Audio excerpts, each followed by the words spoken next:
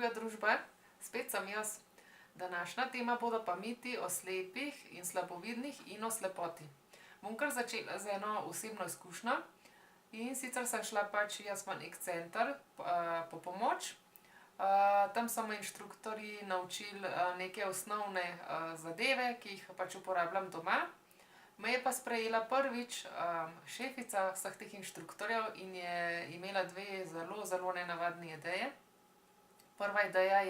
Prva je bila, da je življenje slepih in slabovidnih grozno. Zdaj ni ravno nek najsrečnejši moment v življenju, če se ti to zgodi tekom življenja, ampak to še ne pomeni, da je tvoje življenje od takrat naprej grozno.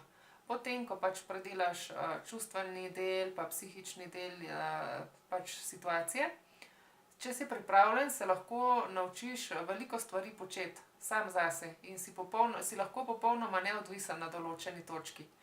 In se mi zdi, da je ravno taka možnost, da si srečen ali pa nesrečen, kot je možnost za katerokoli videčo osebo.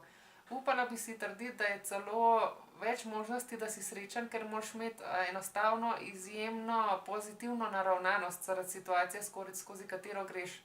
Tako da te čisto vsaka ovira na poti ne bi smela iz tira vršiti. No, druga genialna ideja, ki jo je pa imela, je pa bila, ko mi je odgovarjala na vprašanje. Jaz sem jo vprašala, koliko je pa prav, da jaz prosim svojega moža in svojo hčerkico, da mi pomagata. Jaz sem hotela vprašati iz tega razloga, da ne bi bila preveč lena in da se ne bi naučila iz vsega, kar bi lahko sama počela kasneje. Drug razlog je pa bil, da ne bi bila nepravična in da ne bi bila prehudo breme tako za moža kot za hčerko. No, in mi je dala en tak nasvet, je rekla, veš kaj, ti kar izkoristi, dokler sta s tabo, ker veliko ljudi se loči in tudi veliko otrok zapusti starše. Tako da, no, ta je bila tudi ena bistra pripomba. Se mi zdi, da je bilo to zelo neetično, ker takrat sem jaz bila v težki čustveni situaciji, še nisem sprejela te svoje situacije in vsak tak neokusen komentar te lahko hitro iz tira vrže, ampak na srečo ni bilo takih stranskih učinkov. Ampak to bi bilo lahko za en cel posnetek tema. Zdaj bom pa prosila Diega, da bo delil z nami 7 mitov o sleposti in slabovidnosti in o slepih ljudeh. Diego? Blindness is a tragedy. Da je slepota tragedija. Ja, se pravim, ni to nek najsrečnejši trenutek v življenju, ampak ni nujno, da tako počutje in tak pogled na situacijo ostane. Jaz mislim, da upam, da se čim več ljudi s to situacijo, da se izkopaca iz te čustvene težke situacije in da si potem ustvari neko čisto običajno življenje, ker lahko v bistvu, ne vem, vsi najdemo službo, partnerje, imamo družine, tako kot vsi ostali. Blind people are also mentally slow. Da so slepi ljudje tudi umsko prizadeti. Jaz ne vidim nikakršne povezave med tema dvema zadevama. Lahko, da se srečata v eni osebi dve stvari, ampak to je približno tako, kot če bi rekli, da imajo vse anksiozne osebe težave z ledvicami. Blind people need supervision all the time. Slepi ljudje potrebujejo nadzorovanje cel čas. S tem se tudi ne bi strinjala, mogoče na začetku, recimo, če človek tekom življenja izgubi vid, ja, ker ko si izgubljen, ko ne moreš več početi stvari na tak način, kot si jih prej, ker zdaj nimaš podpore vida in ne funkcionira več na isti način, pa ne veš še, kako pa v tej novi situaciji lahko stvari počneš sam. V tem momentu se mi zdi, da ja, ampak potem se lahko vedno več stvari naučiš in si vedno bolj neodvisen in ne rabiš nekoga, da pazi nate. Being blind means having no vision at all. Biti slep pomeni, da nimaš popolnoma nič vida. To je tudi eden od mitov, ker uradno se reče, da je oseba slepa, če tudi ima določen procent vida še vedno. Jaz osebno, kot sem že rekla, vidim samo črne pa bele pikice. Imam prijatelja, ki vidi dobesedno samo črno. On je to lahko povedal, ker je prej imel vid. Pa neka znanka ima pa malo perifernega vida in vidi svetlobo, ki kroži, ki neprestano kroži. Nekateri ljudje vidijo samo sence, to je zelo različno. Visually impaired people have super hearing. Slepi in slabovidni imajo odličen sluh.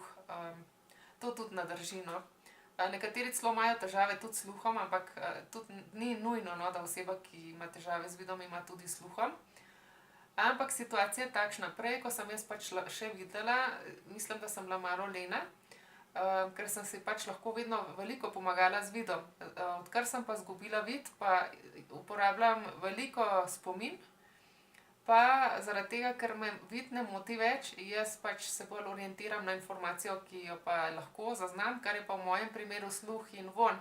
Tako da ne, nisem razvila super sluha, ampak enostavno me ne moti vid in je to ena od informacij, ki pa pride do mene.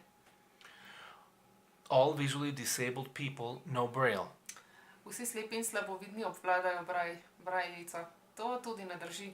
Mogoče v prejšnjih časih, pred tehnologijo, mogoče je več slepih in slabovidnih obvladalo to pisavo, ker je bilo manj pomoči za nas, ker je bilo manj aktivnosti za nas mogoče tudi. Zdaj pa ta zadeva ni nujno potrebna za preživetje. Je zelo praktična, recimo za šolarje, da se naučijo črkovanja, da se naučijo pač slovnice, ampak za odraslega pa to ni nujno potrebna zadeva. Jaz sem se sicer naučila črke, nisem nek bralec, da bi v momentu prebrala eno knjigo o brajici, ne, nisem se še pač zverzirala toliko o branju. Jo pa uporabljam za označiti moja zdravila na škatlici, recimo. Tako da ja, če jo znaš, si lahko pomagaš z njo, ni pa to neobhodno nujno. Ker tudi recimo za knjige, današnji se jih lahko posluša audio knjige z interneta. All blind people get a guide dog. Vsi slepi ljudje dobijo psa vodnika. Zdaj ne vem, vodiča, pardon. Zdaj ne vem, kako to je v Sloveniji. Tule v Mehiki ne, nimamo vsi slepi in slabovidni takega kužka. Prvi pogoj, da si sploh kandidat za imeti takega kužka, je, da se ti samostojno, brez težav gibaš z belo palico. Potem te pa usposobijo za imeti svojega kužka. So prednosti in so tudi zadeve, ki pa niso tako prijetne. Naprimer, je tudi velika odgovornost imeti enega takega kužka.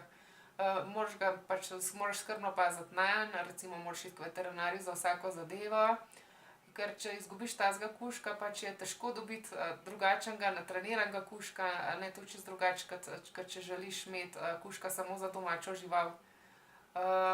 Imam dva prijatelja, ki ga imata in sta nepopisno srečna, jih imata tudi za družabnika in se izjemno ujameta, ampak večina teh, ki jih pa poznam, smo pa brez kužka in smo tudi čisto zadovoljni, da je to tako. To je bilo pa, eso fue la última? That's it. To je bil zadnji mit za danes. Adijo.